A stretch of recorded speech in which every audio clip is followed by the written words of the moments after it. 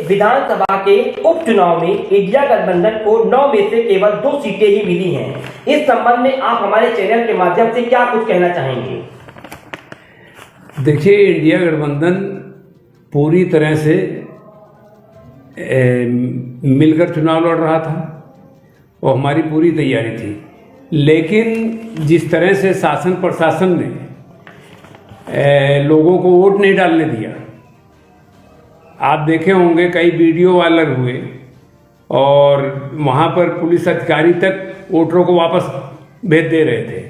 हमारे वोट नहीं डल पाए और सरकार के आदमी जो पुलिसकर्मियों को सरकार ने खुद जो है 7 पुलिसकर्मियों को सस्पेंड किया। 7 पुलिसकर्मियों का सस्पेंड होना दिख रहा है और कब बहाल हो जाएंगे ये भी नहीं पता है, क्योंकि वो सरकार की मदद कर रहे थे। शासन प्रशासन दोनों पूरी तरह से लगा हुआ था आदरणीय योगी जी को जिताने के लिए, भारतीय जनता पार्टी को या उनके गठबंधन को जिताने के लिए। और हमारे लोग जो है पूरी तरह से नर्वस हो गए जब उनको वोट नहीं डालने दिया गया। जब वोट ही नहीं डालने दिया जा रहा है तो उस पर चुनाव आयोग को नजर नहीं आ रहा है। कंप्लेन देने के बावजूद भी चुनाव आयोग के कर्मचारी जो हैं उनके साथ ही हैं, उनका साथ दे रहे हैं। तो इंडिया गठबंधन किस तरह जीतेगा? फिर भी जो है 2 सीटों पर भारी बहुमत से विजय हुई समाजवादी पार्टी की। हमारा उनका साथ आगे भी रहेगा और हमने जो है हमारे जो प्रदेश अध्यक्ष हैं माननीय अजय राय जी, उत्तर प्रदेश कांग्रेस कमेटी के अध्यक्ष, उन्होंने सभी सीटों पर चुनाव की घोषणा होने से पहले ही अपने पर्यवेक्षक छोड़ दिए थे। वहाँ पर हम लोग पूरी तैयारी किए थे।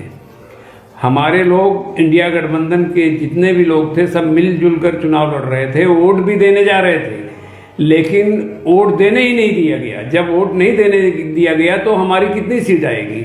2 सीट आ गई, ये भी बड़ी बात है। हमें तो वो भी उम्मीद नहीं थी। जिस तरह से शासन प्रशासन लगा हुआ था, वोट नहीं डालने दे रहा था।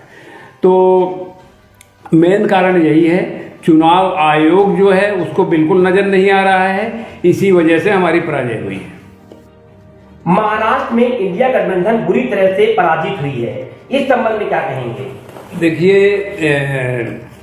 इसमें हमें सिर्फ इतना ही कहना है कि जो इनका राष्ट्रीय महासचिव भारतीय जनता पार्टी का गठबंधन का उनके जो रिश्वत के साथ 5 करोड़ रुपए रिश्वत के साथ पकड़ा गया, जो कि लोगों को बांटने के लिए ले आया था, इस तरह वो तो पकड़ लिया गया, लेकिन इसी तरह पता नहीं कितने नोट बांटे गए होंगे पूरे महाराष्ट्र में, जो कि नजर नहीं आया क्योंकि पकड़े नहीं गए। जब पकड़े नहीं गए तो वो साव हैं, चोर नहीं साबित होंगे, फिर वो साव हैं क्योंकि पकड़े नहीं गए। लेकिन हर जगह इनका जो है नोट का मामला चला है। चलो खैर कोई बात नहीं, आजकल लोग वोट ये फंड ले भी लेते हैं और वोट जहां इच्छा होती है वहां देते हैं। मैं ये शिकायत नहीं कर रहा हूं कि लोग वोट लेके वोट नहीं दिए। वो नोट तो इन्होंने बांटा है, नोट लेके वोट नहीं दिए ये कहना गलत होगा, क्योंकि आजकल जो है सब समझदार है। नोट देंगे भी ये लोग तो वो वोट वहीं देंगे जहां उनकी इच्छा होगी। लेकिन सारा कारण ये है कि चुनाव आयोग जो है उसने पूरा इनका साथ दिया। जैसे जो अभी चुनाव हरियाणा में हुए थे तो वहां भी यही खेल खेला गया था। चुनाव आयोग के द्वारा सारे अधिकारी मिले हुए थे और चुनाव आयोग रिजल्ट जो बता रहा था कि इतने % वोट पड़े हैं, बाद में उसका वोट % बढ़ा दिया उन्होंने।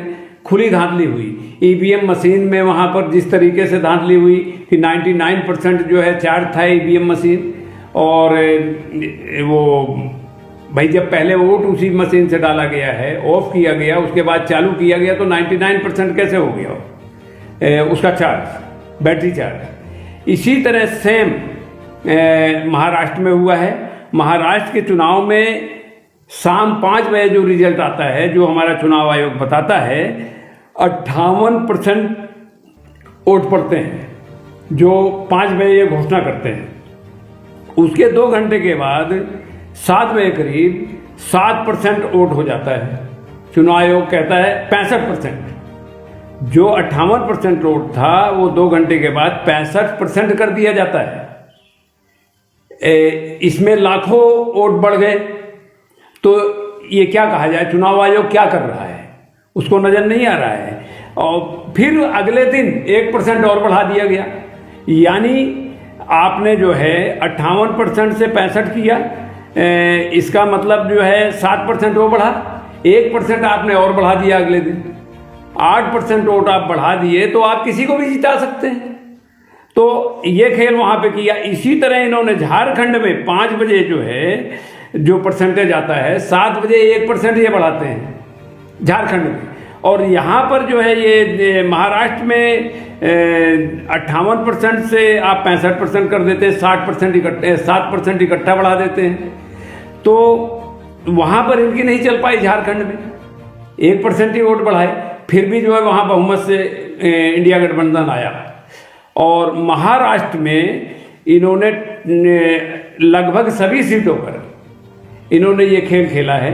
इस वजह से और हमें जो है वहाँ पराजय का मुंह देखना पड़ा है कि आप 8% वोट बढ़ा दे रहे हैं। आप पढ़े लिखे हैं या क्या हैं, आपको किसने अधिकारी बना दिया है कि आपकी समझ में नहीं आ रहा है कि वोट प्रतिशत एक बार ही बताइए जो है।